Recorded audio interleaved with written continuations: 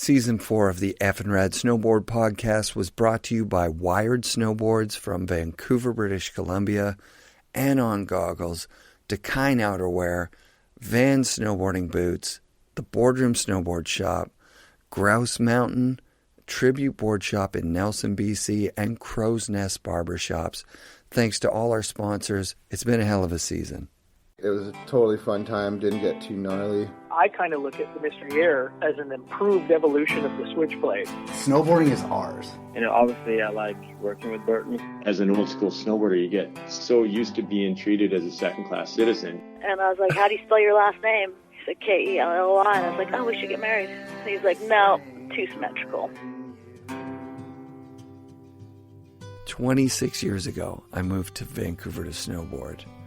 And that first season, I got to ride Baker and Blackcomb and Seymour and Cypress and Grouse and Manning Park and Hemlock Valley.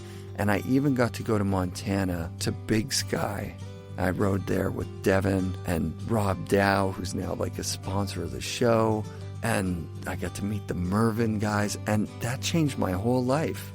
My plan to go back to school in the fall became a plan to just see where this snowboarding thing would take me. And man, I saw a lot of things over the years, you know, snowboard parks popping up and mountains replacing double chairs with high-speed quads and the industry growing and becoming more corporate. And then at the same time, the core of snowboarding growing and becoming, you know, the Holy Bully and bank slaloms and all these cool events and old guys snowboarding and young kids snowboarding and just so much rad change. And this season has been my favorite so far. From riding with Terrier in the beginning to riding with Devun at the end and all the cool people I got to ride with in between and powder days and park days and icy rainy days and catboarding and heli boarding. It's like a dream come true. And I owe all of it to you guys that listen to the show. I fucking love doing this show. It's just so much fun. And it's affording me all these cool opportunities in snowboarding again that I never even dreamed that I would ever get a chance to do it like this ever again. So a big fucking heartfelt thank you to the people that listen to this show. So this week's episode is Devun Walsh. He's arguably the most successful Canadian pro snowboarder ever. Hammer parts in so many movies, too many to mention. From the first time I saw him in a movie, everything he does is powerful and smooth. It's crazy. And then watching him ride with his friends up at Mount Seymour, he gives a boost to everybody up there. You see everybody's game just like step up a notch, and people are happy when he's around. It's cool.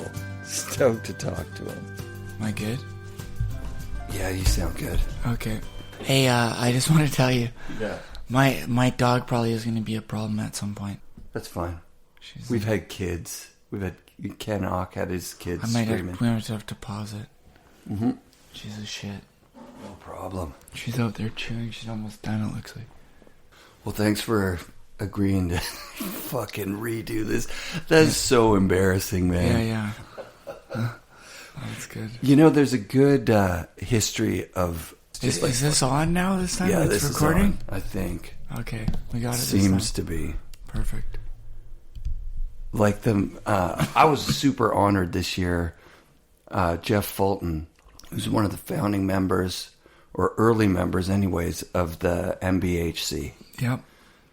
Did a vertical MBHC sticker this year. And I was like, oh, I want one of those. And he like direct messaged me and got my address and mailed me one.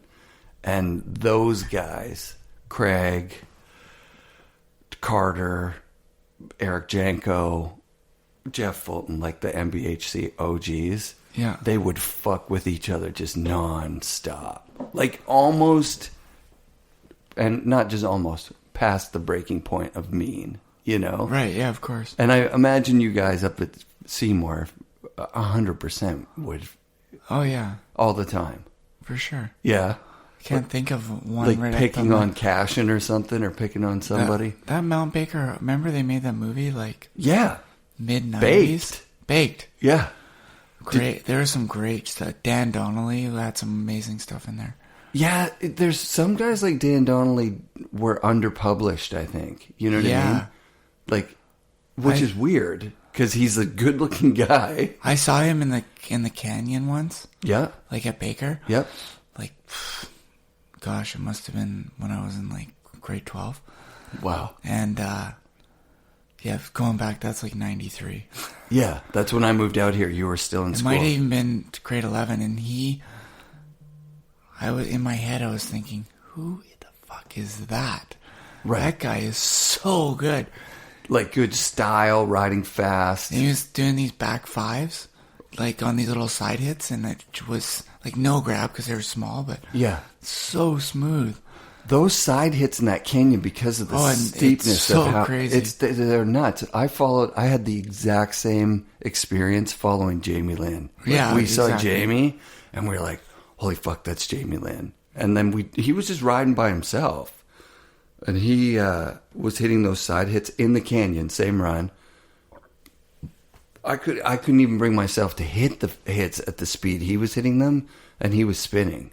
Yeah. And just good style and like stomping at the landing. It's like icy and shitty, and he's still just like riding in this way that you're like, oh, that's what a pro snowboarder looks like. Because we all thought we were going to be pros, man. Yeah. We did. Like, we would go down to Baker thinking like, well, maybe there's like a talent agent down here that's going to see us and be like, those guys. Yeah. Look at those guys. Where are you guys from?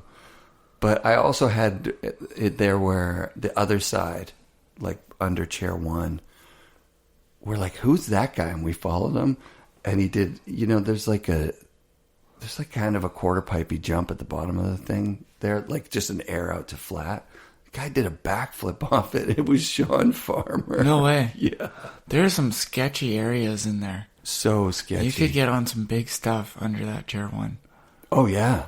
Yeah. They took me there. I rode with Dan Donnelly and Tex on opening day.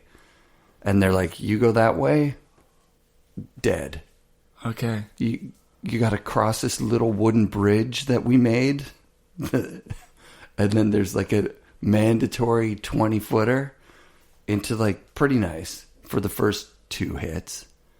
So we're going to go, and then just you can noodle your way down, find a spot. Figure out how to get down Figure there. it out. No, it wasn't that bad. They're incredibly inspirational riders in their 50s. Like to see guys ride that fast, that confidently, with that much style, it's fucked up, dude. Yeah. Those guys are real legit. Yeah, they're rippers.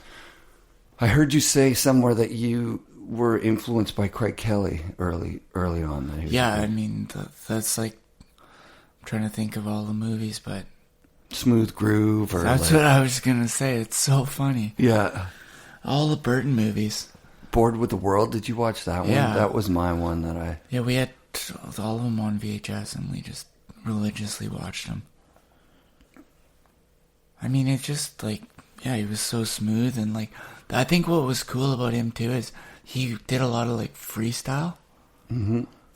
So there was, and I feel like we'd watch a lot of Warren Miller movies, and like he would be the guest shredder. Yeah. And the other snowboarders in there were kind of gay. You know what I mean? And then there'd be Yeah. Maybe that's a better word, but it's just like, he had like that style. Like he would hit jumps and do grabs and spins. Yeah, I've talked with Rankwit about his style because Rankwit says there's a pre-living with Rankwit style where his grabs were just like a little bit dorky, a little bit goofy. And then with riding with Rankwit, because Craig wasn't a skater, but Rankwit could have been a pro skater, but he kept that for himself. You know what I mean? He's like, so he got better when he was after. That makes sense. Yeah. So, like not just better. He says like you can see it in issues of magazines where it's like pre-Rankwit, post-Rankwit, grabbing weird, like grabbing Tindy, grabbing Indy. like grabbing his mutes up way up on the nose like rockets. Yeah. Grabbing closer to the foot. Okay. Yeah. And I think the thing that I've learned about Craig is that he was just a perfectionist and also like an obsessive. Oh, wow. And then like before like snowboard events, he'd take his whole board apart, every bolt, everything for the bindings, and then put everything back together so that he knew it was just like perfect. Like it would give him that confidence going in that he was like, everything's dialed, you know? That's amazing. Yeah, isn't that cool? Yeah. Like, I think that he was the first guy to dissect snowboarding and turn it into like a teachable thing. Like he and Tim Wendell went to Austria and rode the glacier together. Yeah. At a summer camp. And then the next year they did a dual summer camp, the two of them at Blackcomb. That was the first one that they did. Okay. And then Tim went down to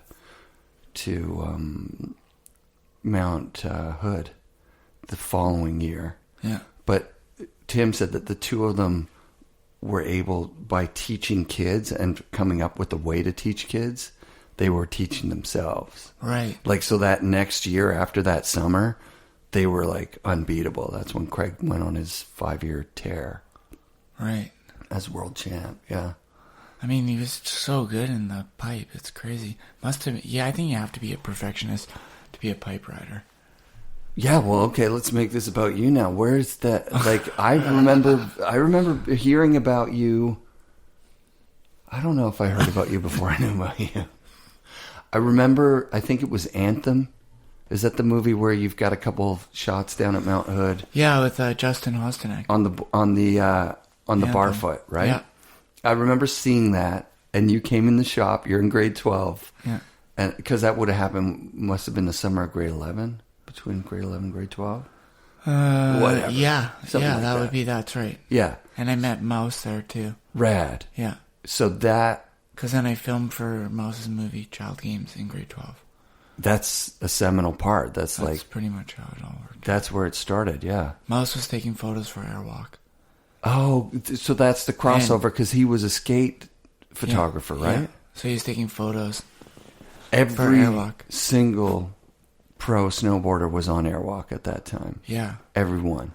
Yeah. Yeah. Yeah, I wasn't on, but Sluggo needed a ride there. And then the Airwalk guys said, well, don't bring someone. He's like, well, I don't have another way to get there. Because Sluggo didn't have a car. He's like, then he didn't tell me any of this, but he's like, yeah, we're going to Mount Hood. You're driving. We're staying with the Airwalk guys. And we showed up, and the guys are like, you brought someone. Why would you bring a kid with you?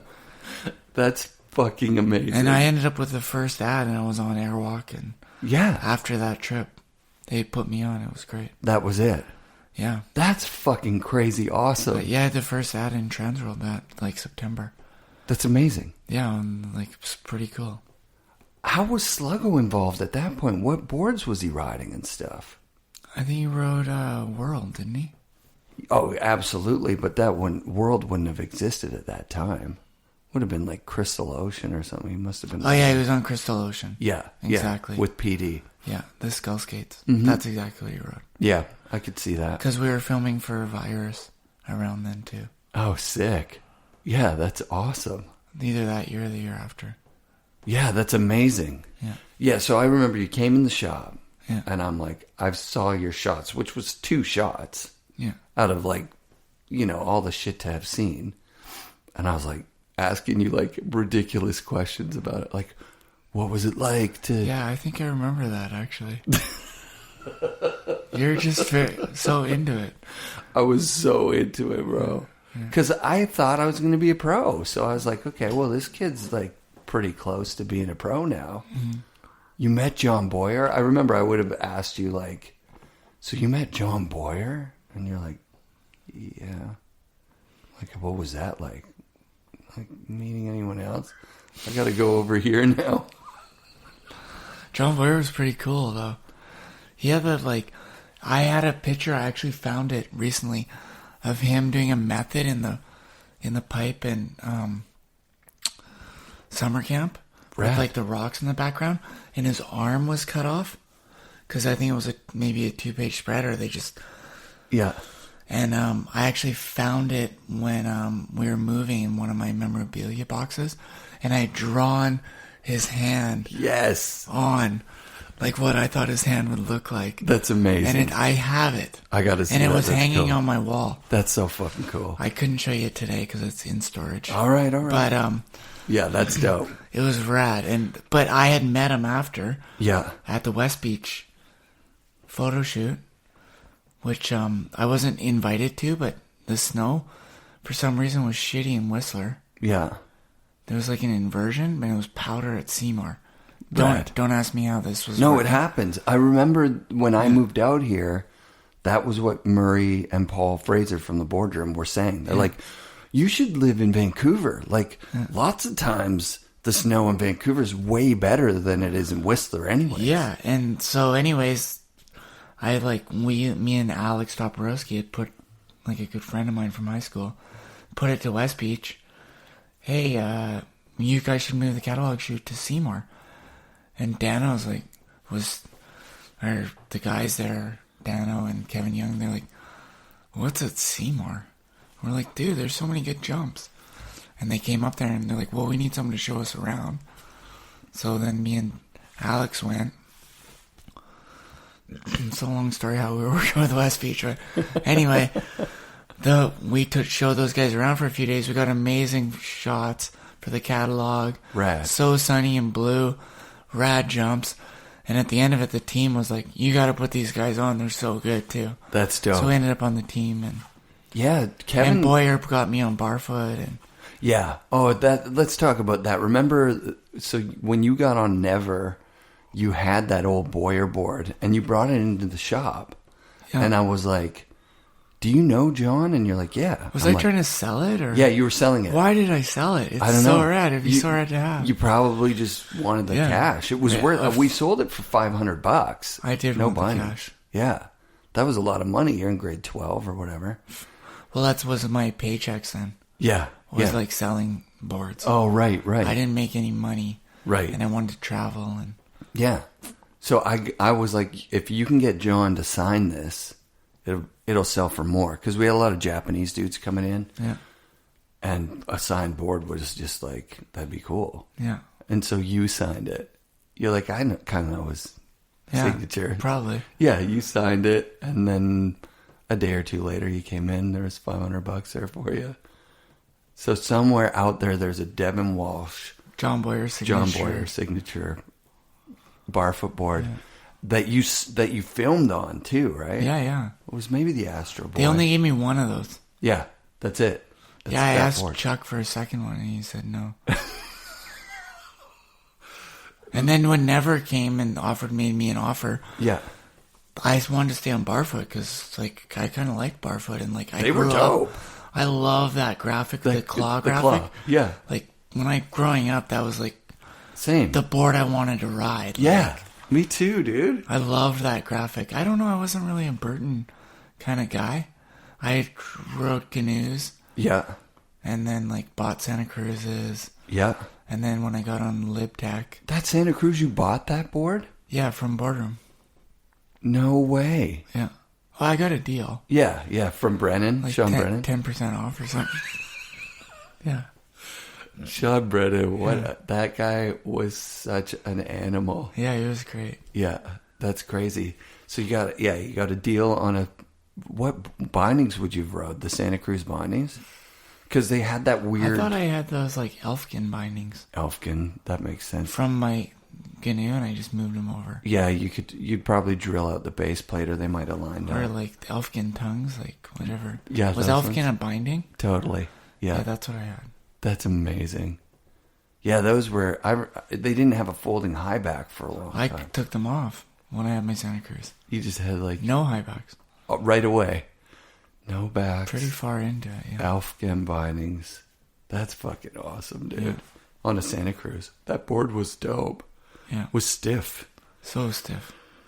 Like stupid stiff. Did you cut it down? Yeah, eventually. Yeah, and rounded it out and just made it look nice. Yeah, I didn't tell my mom. She would have been pissed. Probably. I was a bit of a Burton dude. I had the Craig Kelly, like the ketchup and mustard, and I took my dad had a belt sander, and I belt sanded the top, and it went to white, like it turned white. Yeah. But it was like so much work, and like some places I went through the top sheet and it was like wood. Oh shit. It was, and I was like, oh no, I've totally destroyed this board. So then I painted it black over the white, and then I sold it to someone at Mount Hood, and it was cut down. Right. It was destroyed. Like you saying, like, why didn't I keep that barfoot? I never thought to keep any board ever. It's kind of a shame, right? Yeah, it'd be nice to have those early ones, especially. Yeah, just more clutter. That's true. But it'd be rad to have. Yeah. So, what was your actual first board? Canoe Chaos. Oh, damn. Yeah, 143. Yeah. Bought it at Bellingham at Off the Wall or something. Sick. That's my dog whining to hear. Yeah. Can we pause it? Yeah, of course. We won't lose anything. So you worked at Paper Route. You're a fucking skater kid. Yeah. And you're coming into town. Yeah, I mean, like, I really wanted to snowboard because I was skateboarding so much at the time, but what grade would that have been? Grade 8. Oh, wow. And yeah. So it's like 89? 89, exactly. Yeah. And I just realized that it's rained so much in Vancouver. If you weren't skating in underground, you weren't skateboarding. Like, it's true. So I wanted to snowboard, and I bugged my mom, and I had tried snowboarding the year before. Yeah. In like a school yard on a black snow. Love it. So, and then my mom found this deal at Bell's Fair at Off the Wall for a Canoe Chaos. So my birthday was in March. And she said if I saved up half the money, the other half I could use my birthday money. So, yeah, we went and did it. And what paper were you delivering? The province. Early in the morning, it was fucking brutal. Yeah. New West streets. Yeah. So I'd have to like skateboard down. Yeah. Or like if it was raining, I would probably go skateboard in the rain. Down. And I lived on, it was on 6th. And I lived on 12th. So I'd skateboard straight down 6 blocks. Yeah. And I'd work my way up. It was fucking brutal. Before school. At 6 a.m., yeah. It was terrible. And you're just it was like 130 houses or something. And yeah, so now you're getting like $12 a week for doing this. And then I was so bad at collecting. Yeah, me too. You'd have to collect and then punch each one off. Yeah. Terrible. Yeah.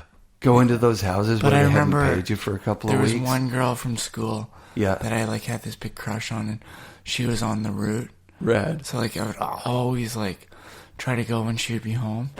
And her brothers, she must have told her brothers that she hated me. Yeah. So when I'd go to her house, I'd be like, hey, is Liz home?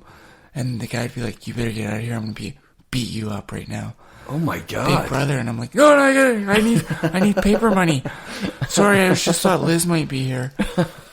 And like, he'd be like, no, my parents aren't home. He's like, leave my property right now. I'd be like, what? And he's like, and I remember a couple times he would chase me down the road and I would start skating.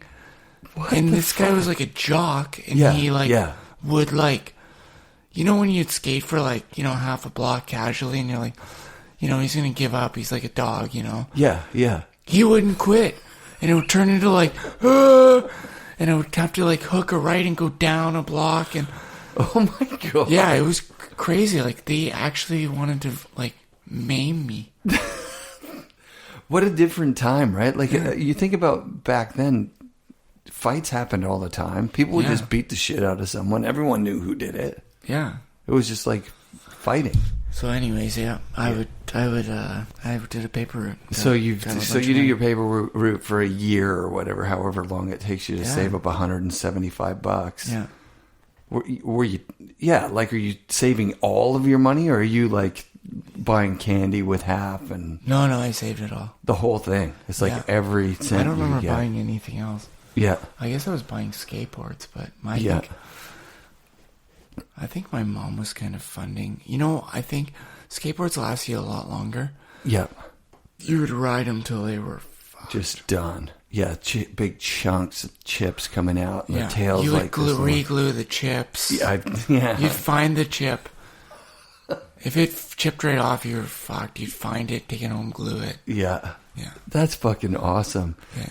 And so what do you remember something that gave you the love of skateboarding? Like, did you see a movie? Was there someone like where did that come from?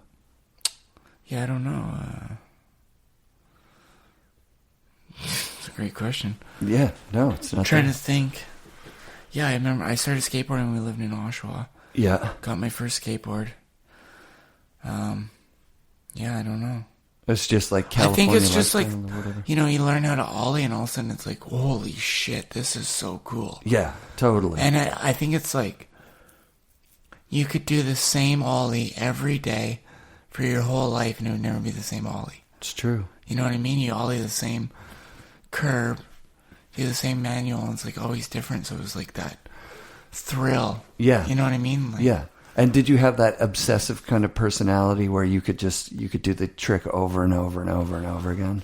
That was one thing with me is like, once I did it, I'm like, I wanted to move on to the next trick. Yeah. It's kind of like snowboarding. It's like, I never had I didn't want to like, I guess maybe because I didn't have a park to ride. So once I hit one side hit, I'd keep hitting that side hit, but I'd want to do different tricks. Yeah. And like, the side hit wasn't always the same, so you'd want to get it before it went to shit. Totally. So you'd want to move on, get your best trick before it was done. Yeah. Where nowadays kids go to the park and they want to do backside 5 till they get it perfect. Totally. With the grab tweaked a certain way. It's like, I never had that same obsession. I wanted to get my best shit off that side hit or jump. Yeah. Before the jump went to shit. Yes. You know what I mean? Progression. I remember that. It was all about progression. I remember so that. So skateboarding, I don't know. I just would move on. I got the kickflip now. Yeah. Even though my tail was dragging on the ground the whole time. Got it. It's like, can I double flip it? Yeah. Like, you know what I mean? Like, totally. It's like backzone 80 flip. Like, were you ever... I'll do the kickflip again. I already did it. Like, there's no doubt in my mind I could do it again. Oh, that's awesome. You know what I mean? Like, yeah, totally. Was there ever an obsession like that with style, like for the progression? Yeah, I mean, that's where you would do the same ollie, so you get the ollie tweaked the same. Like, yeah, you know, I think I was saying, I didn't ever want to be a pro snowboarder. I wanted to be a pro skater. Yeah. So I wanted to perfect, you know, the no grab on my, because when I rarely grabbed on my skateboard. Right. When I was ollieing stairs, it was like a touch. So it was more like styling out the ollie, like shifting it. Yeah. And then, when I snowboarded, I'm like, I want to do it like I was on my, so like, that's when I started like jumping stuff and like floating it, no grab. Yeah. Backzone 80s, no grab. Then what came in quick were the late tricks. The shifties, yeah. Yeah, that's when I moved out here, when... Shifty, backzone 80, like Sandstone was like doing them all over the mountain. It was like, holy shit. He was the first one to do the late threes. Yeah. Like, especially around here, and it was like, holy fuck, he's on another level. Yeah. He was so strong, you'd poke it out, and just when you're like, oh, he's only going 180, it's like, nope. He's going 3. You're like, holy shit. I remember seeing some of them were so like shifted out and you'd suck them back in and whip them around. You just catch it right into a stomp, like kind of like 270 power move. Yeah. And you're like, holy fuck. It was actually cooler that he was like stomping him 270 and like powering him like so perfect. That's so dope. Yeah, so he was an inspiring rider to see. Swaro Devun probably as well. I remember Swaro. I had his picture up. His lean is like poster from, I mean, everyone had that front side in the pipe. Yeah. Like that. He was so flat. Just perfect. Yeah. And it didn't even show a lip. Just him in the air. Yeah. With the rocks in the background, summer camp. Yeah, man. You're like, holy shit. So how long between being obsessed, like looking at that stuff and being impressed by it, and being in the fucking magazines yourself, and being in there wasn't even so much videos at that time. Like the videos were, the videos were like Fear of a Flat Planet. Totally. It was like one video a year. Yeah, and like the Steve Graham or right. I don't know, Craig Kelly. The money was... Damian Sanders were in it, and that was it. Yeah. The money was kind of... Like, there was still kind of a kook factor of money in the video that was... Yeah. It wouldn't be until, like, the Pocahontases and the... That's right. That there was like, oh, this is raw. This is, like, what we're doing. Exactly. But how long between, seeing Russell Winfield in Pocahontas or Hard, the Hungry, and the Homeless. Yeah, right. And riding... I mean, I was videos. right there. Yeah. Sort of like it all. There wasn't that many people progressing the sport and then all of a sudden it was like Pocahontas came out and it was like, or New Kids on the Twalk. New Kids on the Twalk. Yeah, I got like a duplicated copy of that, and it was like, holy shit, like, well, there's some like more like skateboard style dudes out there. Totally. And that's when I was like, I'm doing that. Yeah, that's rad. And then, like, it spiraled out of control so fast around here that, like, I went from, like, riding Seymour to being, like, sponsored by West Beach to... And then I got, like, on. Yeah. Like, I made a raw video that I took as a sponsor me tape. West Beach was like, dude, you're on the team. Make us a full-length video we're going to sell in the store. Rad. To, like, I was in there every Wednesday designing clothes within that year, to, like, meeting the team with, like, Roan Rogers was on the team at the West Beach Classic, chasing those guys around, watching, like, Johnson win that year. Yeah. The West Beach Classic. To the following year, them trying to shoot a catalog off the clothes that I had designed. So sick. The baggy clothes. Yeah. We shot the catalog to those guys going... This guy needs to be on the legit team. Boyer put me on Barfoot. I was in California that fall shooting for The Source. Rad. And, right? It's fast. The Source. Yeah, that's amazing. I met Jamie Lynn, Russell Winfield shooting for The Source. Dale, Jason Ford, Jake Blattner, Cersei. I shot with them for a day. Those guys were like... Dude, you're rad. Like, sick. You're a rad kid. Like, me and Russell still talk about it. To that summer, I went with Sluggo. Wasn't invited. Got on Airwalk. Ended up in the magazine in September. To Mouse filming the following year. Child Games or whatever. That Mouse story about going to Mammoth with Mouse. Yeah. And... people were doing, like, I can remember that. I can remember Big Bear Mountain. Bear Mountain, yeah. Bear Mountain, and it was the Outlaw Park. Is that right? Am I off on that one? I'm thinking about the story about everybody hitting the gap. Yeah, that's what there was, those berms, right? And then we're there, and I'm like, Mouse, I think I could jump, like, here, take off here and land over there. He's like, really? I was like, yeah. Sure. And then, like, I did a couple of runs through. Like, it was called, like, the Outlaw Park. Yeah. And, like, Gucci was there. He was a like, designer for the park, yeah. He was there that day, like... Sick. I'm trying to think who else was there, and, like all the dogs hung out there, and I was like... Yeah. You know, and I was hitting the jumps, and everyone could do all the... So anyways, I come through, and I'm like... I kind of, like, went up and down it a few times, and I'm like, yeah, Mouse set up. And I just came through and fucking hit it raw.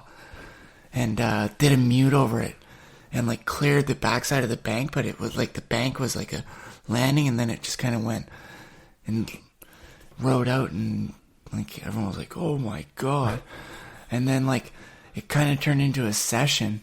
Rad. And then I came down and front three-tailed it, like maybe second try or third try. Fuck yeah! And stomped it and.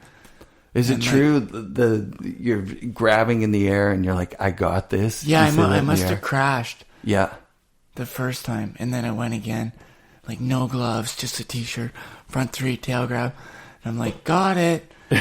And, like, stomped it and, like... Nice. Oh, fuck yeah. Yeah, and, like, people were just, like, blown away. And then I remember Gooch hit it and, like, tried to back 180 it and... Like, people were, like, dying off it. And It was legit. It was yeah, like it was a legit crazy, thing. and I got the cover of Blunt. Fuck yes. Yeah, it was insane. And then I don't even know if I have that cover. All right, so listeners out there, if you've got that, Yeah, Devun or Walsh maybe I got cover a of the photo Blunt. in there. I can't Yeah. remember what it was. Yeah. Anyways, then Shorties called me and was like, "Hey, we want you to ride for us." And I'm like, they're like, Was that? "And we want to pay you." I'm like, "You want to pay me?" I'm like, "I'm pretty happy where I'm at." They're like, but I'm like, "I love skateboarding." Yeah. And it's Shorties. How did they get your number? Was that a Mouse thing? Must have been through Mouse. Yeah. He's like, yeah. Like, Tony must have asked Mouse. And he was like, so into snowboarding at the time. And yeah, yeah.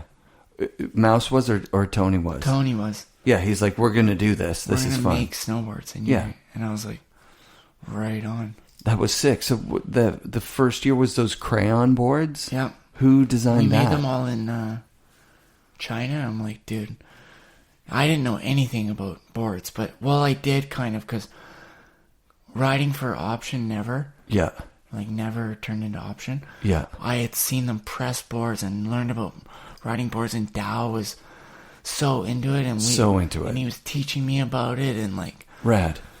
I loved it, and, like, it was so cool. And I went on those boards, and I'm like, these things are fucking pieces of shit. Yeah. I'm like, we need to get samples made at Never. Yeah. I talked to those guys, and they're like, yeah, we'll make you guys boards. Dope. Which was rad. Yeah. And then, so we got them to make us boards that year, and we got them made at GST or whatever in Austria, and they were way better. And then we turned our whole production into making them at Tony's like, dude, let's make, like, good boards. Yeah. And we made them at option. That might have been the kind of the downfall. They were so expensive. Yeah. Yeah, totally right. But the boards were sick. They were so fucking good. Did you get to direct that team? Like, you get to bring Kevin over from... Anyone have Tony's number out there? I want to get a hold of him, actually. Yeah, let's get you guys back in touch. Yeah. Dope. You brought Kevin onto the team? Dude, that was more Tony than me. Okay. Yeah. But did he? Tony was He probably such would a have big asked fan you. of Yeah. Mouse, I think. Yeah. And Mouse's movie that he kind of... The only one I helped get on there was Dion, really. Yeah. You know what I loved about Dion is... Like, I could tell Dion was a great snowboarder, but he was such a fucking keener and hard worker. Totally. And I knew he could just fucking do it. Like, Yeah. he would just do it, man. Like, he would just make it fucking happen. That's sick. Even if he told me, dude, we can't land this, I'd be like, Dion, you can fucking land this. He'd be like, yeah, I can fucking land this. And he would fucking do it, dude. It was... That's I'm rad. like, he would sit down on something, I'd be like, dude, you're going over the bars this time, or you're either gonna stomp it or fucking nose roll. And he would take the biggest fucking nose roll you've ever seen in your life. Yeah. He'd fucking pick himself up and get up there, and he'd stomp at the next one. Oh, that's fucking sick. He was rad. Yeah, so Shorty's, you guys are in charge of that movie somehow, or like Tony just goes like, we're going to make a movie. We're doing this all legit. Yeah. Like, we're making legit boards. We got a legit team. Yeah, we're going to make like a skateboard movie. Fuck yeah. But it's for snowboarding. Yeah. That was sick. He's like, I know how to do it. So we traveled around, and he had like we had a filmer, legit, and then he filmed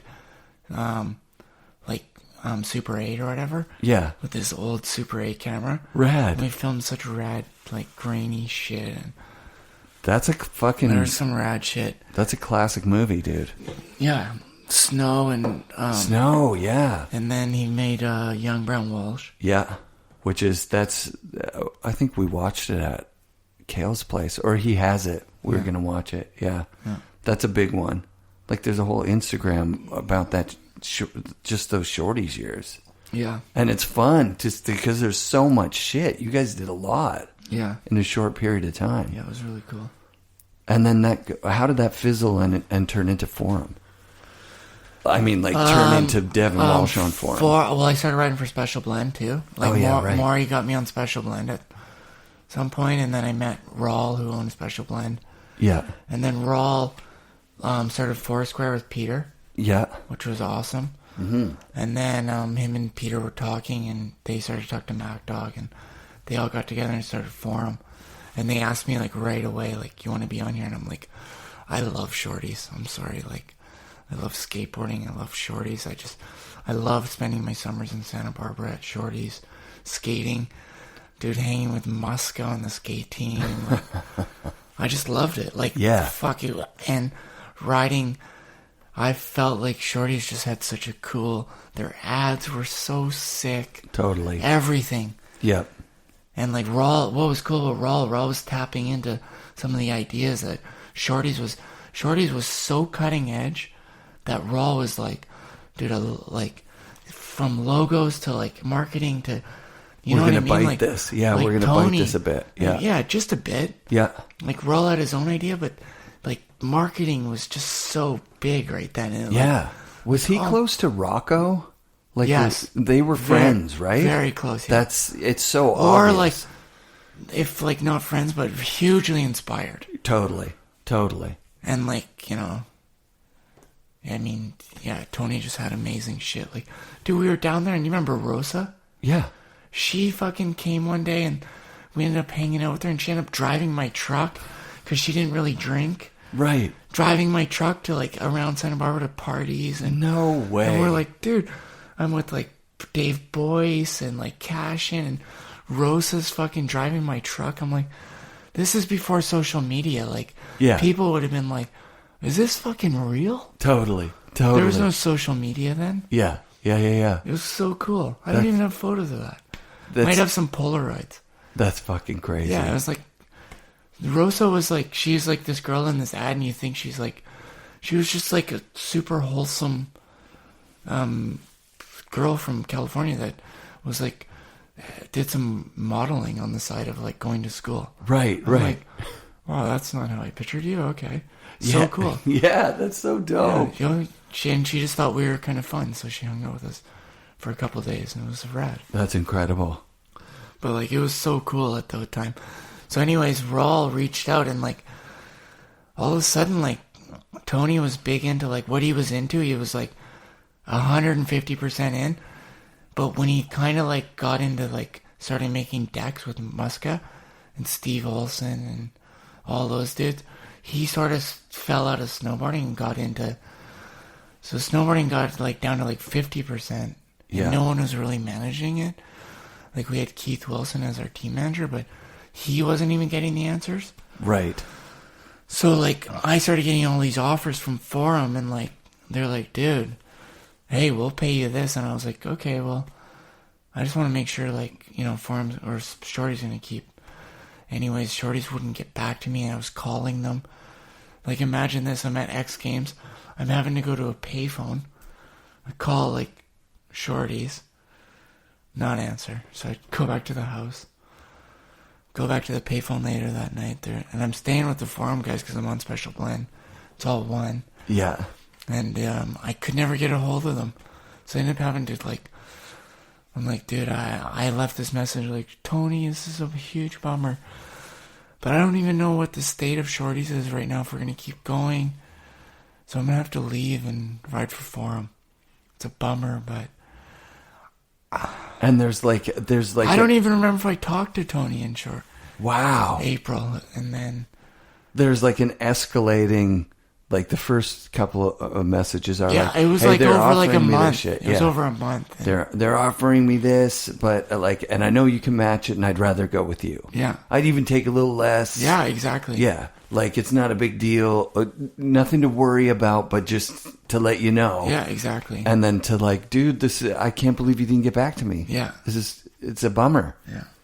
Yeah, unreal. So then, but once you pull the pin with Forum... Shorties, and then went over. Yeah. Once you're on Forum, like, how does that? Does it escalate I think fast? I went from like one night, yeah, to like the next day I was in X Games writing a Forum. Where'd you get the board from? It's stacks there, you know. Yeah. Of those like Peter Ryan picture boards, or is that even before that? That's like I think I was in front of. I mean, it was just cool because then I was in another cool group of people, and Arguably, And then I got the on, like, coolest. they started Circa, and Oh like, yeah, we were right back into skateboarding. Muska was on Circa. I was like, I'm like, this is sick, you know? yeah. Those are the real years. Like I just read a Vancouver Sun article or the Province or something where they were talking. There's a couple articles about you guys. Keatley keeps all that stuff. Yeah. And I found some of that shit too. yeah, that's cool. Yeah, that one. And where Travis Wood's like, everything Devun touches turns to gold. Yeah.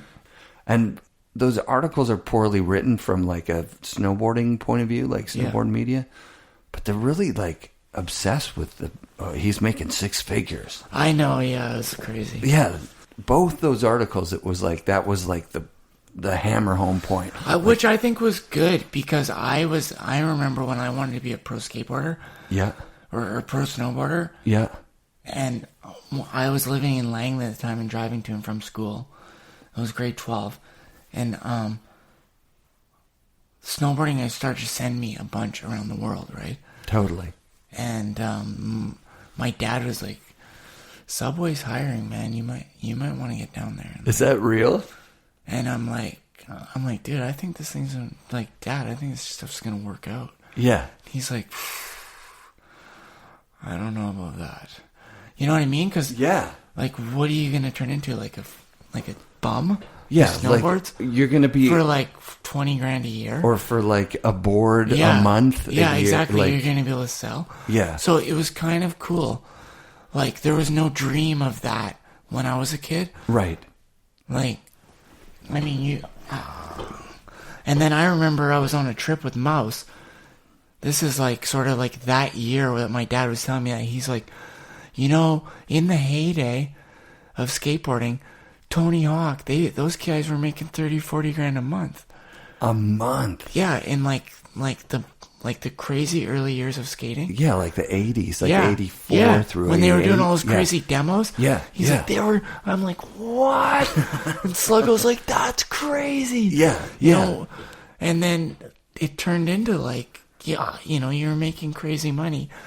So it was cool to say that, like, gloat a bit in those articles of course. that you're talking about in, like... Yeah, because then your dad's like, what, you're on the cover of the fucking newspaper? Give kids a dream, too, you know? Totally, like, hey, totally. I could be a pro snowboarder, too. Yeah. And I could make crazy money, you know? Yeah. I mean, I've never made 6 figures in a year. I've been a working full-time employee, you know, my entire adult life. That's a fucking... And you guys deserved it.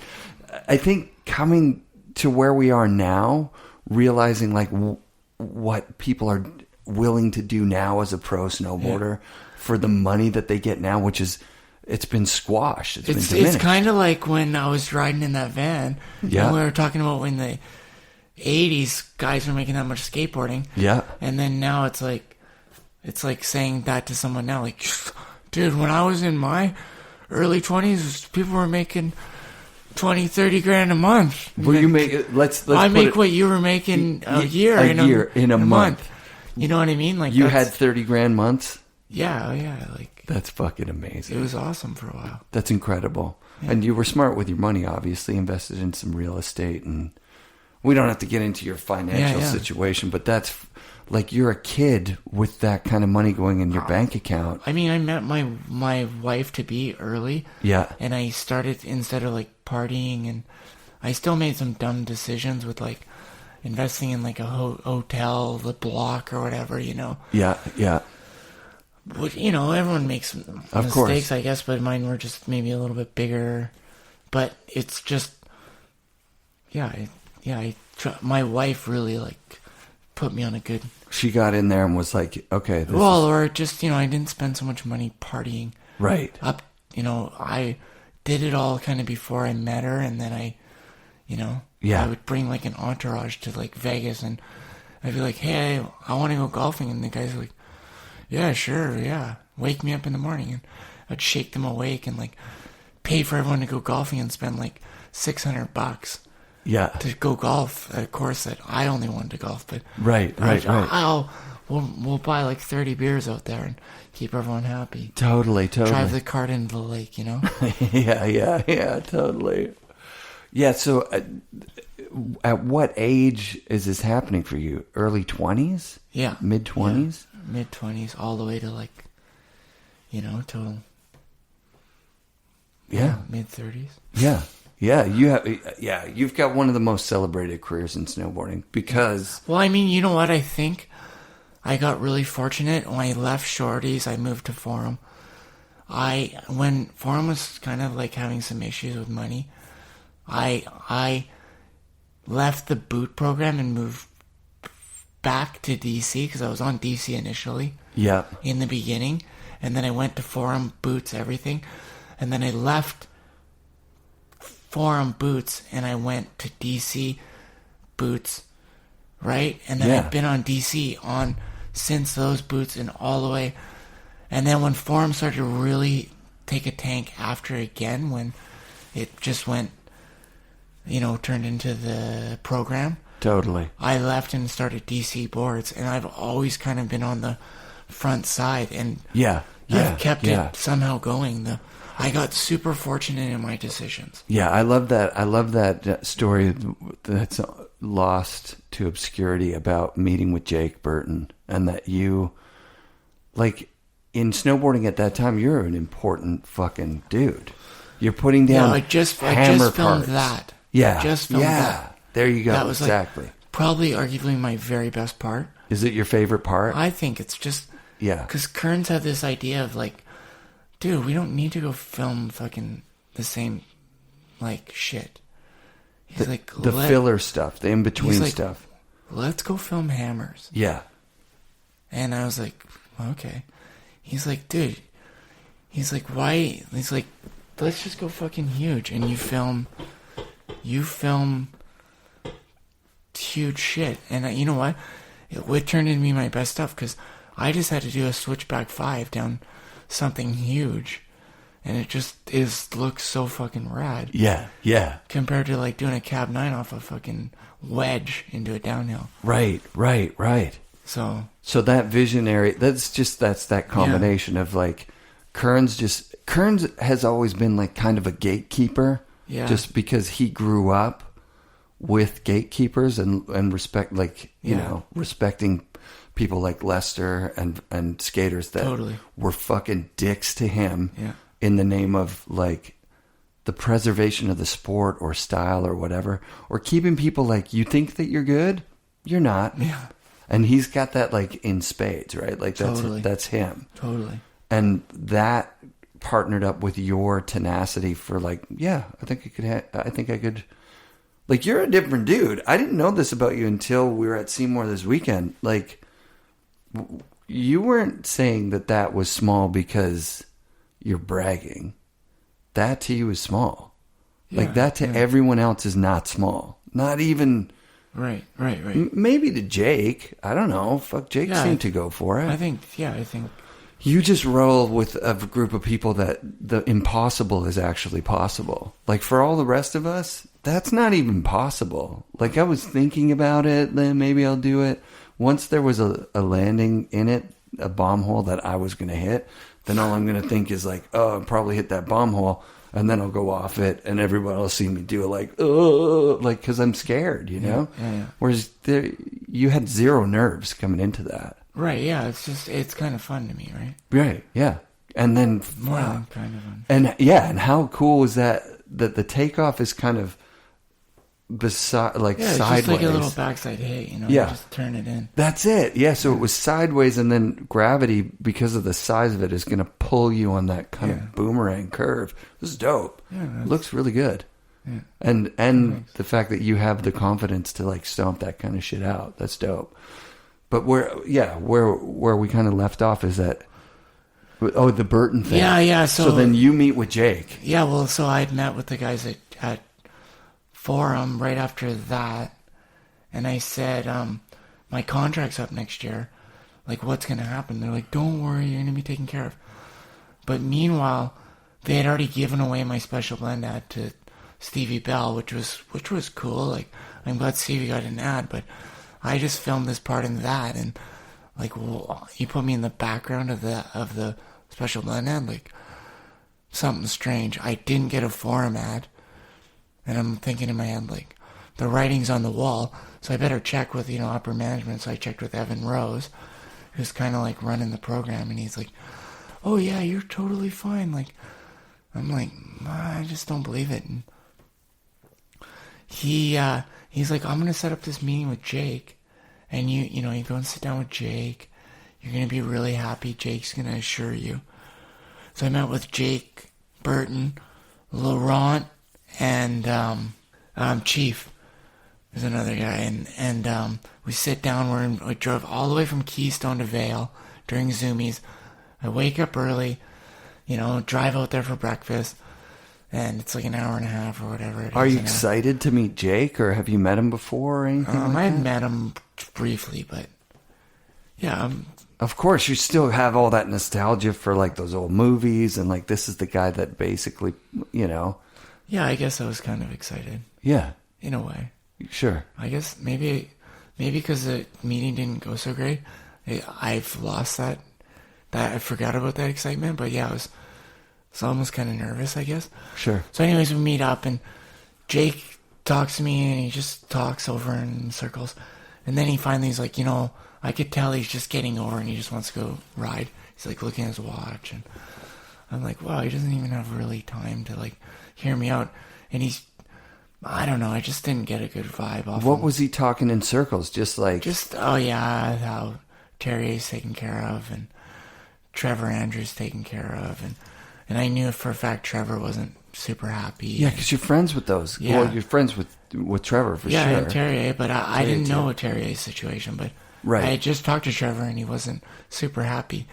So then, and then he's just like, we're going to do our very best and take care of you. I'm like, yeah, but I just got my ad taken away. It's not like he was like, we're going to get those ads back. And right. He wasn't listening to what you were saying. There was no one assuring me. Right. So anyways, I just went back and I told Evan, hey, I'm quitting. He mustn't have taken that very good. No, he was upset, and he's like, there's no greener pasture. And I'm like, oh, there is.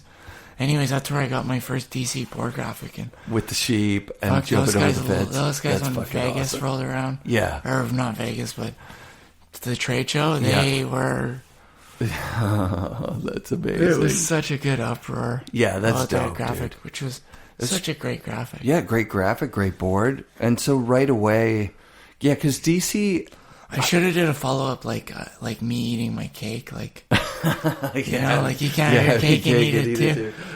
Should have been like me eating the cake, because now I finally got it. Yeah, that's insane, dude. Where was you joining DC in the whole DC Mountain Lab? Ken Block jumping the fucking car in that video on the snow I was jumps? just on the boots at that point. On the boots, yeah. Yeah. So it was like the year after that. So like I kind of like a hectic schedule with like forum and... Right. So like me, like the lab came in like sort of like right near the end, like that maybe. Yeah. Sort of in that era. Totally. Video gangs maybe. Video gangs, right. Which was after that. Yeah. So like I was just hectic. And did you watch that movie? Did that movie affect you? Like them jumping in the park with... I was like, man, I was there just before, and I had just missed them. Yeah. I was like, shit, I wish I had stayed. Like, yeah, that was like fucking cool to see, huh? I wish I had stayed for that. And that really actually flipped the switch for me on DC. Like I was like, oh, that company's like doing it right. They're having fun. They're fucking around. Yeah, people love the Mountain Lab, eh? Yeah, the Mountain Lab was something that... It was fun to go to, but it was so much work when you were there. Really? It was a rad place to be. Yeah. But it was just like... I mean, I don't know. I guess maybe because it's rails, it just seems like... Oh, yeah. There's that. And you see, it wasn't work, I guess. That's a wrong thing. It's just... It wasn't my type of snowboarding. Right. Where it's like... Which was cool. Sean Lake was like our team manager, and he's like, "Let's go ride the bird." I'm like, "Let's go fucking ride the bird!" Like I was like frothing. Yeah. And then Nick Olson would be like, "I'll stay here and I'll build you a road gap." I'm like, "Rad, when do I gonna hit that?" Like, you know what I mean? Like totally. Really? He's like, "Well, come back early and hit it this afternoon." I'm like, and everyone's frothing to hit it. I'm like, okay, I'll come back and hit the road gap. Like a park gap. And it's like... Totally. Chlorophyll, more like borophyll. I totally hear you, man. Yeah. Yeah, I could see that. Because it is It is. I remember it being very similar to like Super Park in New Zealand or whatever. Like yeah, just exactly. Like That's why I didn't want to hang out. Yeah. I'm like, you guys are gonna jump a car off a. Ken's gonna bring the car here. Yeah. Boring. Like, you know what I mean? I'm like, totally, man. And then when they see it, I'm like, fuck, I probably would have been scared to fucking jump that on my snowboard anyway. Yeah. Yeah, was there anywhere... Where are you scared? Because I haven't seen you ever. I mean, I've had a couple run-ins with big park jumps, like, especially at fucking Super Park, that I just, like, going overshooting them, and, like, fuck, I rolled up to Kelowna when Super Park was there, at Big White. I drove all the way there with Steve Ruff, who was my team manager at Dragon. I take the chairlift up, I ride down to the park, I get to the bottom table or whatever, and Johnson's there. He's like, oh man, this fucking thing's so slow. It's like, you gotta tuck from here to carry it. Oh no. So I watch him do it. I drop in, I go off, I fucking do a method, and as I tweak out my method, the knuckle of the jump passes underneath me. Oh god. And I just start flailing. I'm like, oh fuck.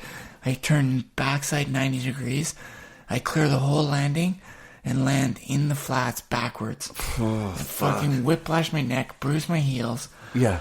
I'm fucking done. Brutal. I get up, I go straight to the bottom, and Ruff's like, holy fuck, are you okay? I'm like, I'll meet you at the parking lot. Got in the car and drove straight home. Well, I didn't even stay. That's and it. Ruff's like, One fuck, he just fucking flew hit. up from California. We just hung out in like Vancouver, and like I got a speeding ticket in fucking Chilliwack on the way home. Yeah, fuck, my Right, god. yeah. Yeah, that's terrible. Well, because I never even really thought about this, because you have put down shit in parks. There's no reason you couldn't. But your fucking strong point is you can land in POW. A lot of people don't realize how fucking impossible that is. It's just like, Big it's the tricks same with into POW. street rails too. Like, Yeah. I could go set up a street rail Yeah. and have like 100% confidence that Sure. I could do anything down it. Yeah. It's that when I would go to like a park rail, it was just so, someone else built it. It was fucking, I don't know. Yeah, it's not hands-on. I don't know. I started out being comfortable with that, but it just, somewhere I lost it in there. Right. Couple right, overshoots. Right. Yeah. Well, I think it's as they got bigger, it just didn't really suit my riding. Yeah. Yeah. Well, your riding is it's very Seymour. You know Yeah. what I mean? Like, Seymour is a fucking phenomenal place, but you've got to be able to pull it out of there. Yeah. Like, if you're just a Joe, you just came here from somewhere else and you go to Seymour, good luck finding the good shit. Yeah, totally. It's pretty tough. Yeah. Because it's kind of hidden away in plain sight. Yeah. Like, where that Mystery Lake hit, like, that's just right there. I know, yeah. Right there. Yeah. Yeah, it's funny. And as soon as I got on top of it, I was like, this is like, look at that landing. It's perfect. Yeah. And then when you came down and you're looking at all the way down, all the different things that are there that you've done over the years, I'd imagine. Yeah. It's crazy. Yeah, it's awesome. Yeah. All right, we got an hour right now. How far are you from having to take off? Pretty soon. I got a boogie soon. So should we do a part 2? And Yeah, can we do that? We'll leave them wanting more. I think let's do that. Yeah. Because that was some really fucking amazing stuff, Devun. Thank you very much. You're really natural on the mic, and this is the end of season 4 for me. So maybe let's do a cliffhanger, and we'll open up season 5 with This was FNRad, man.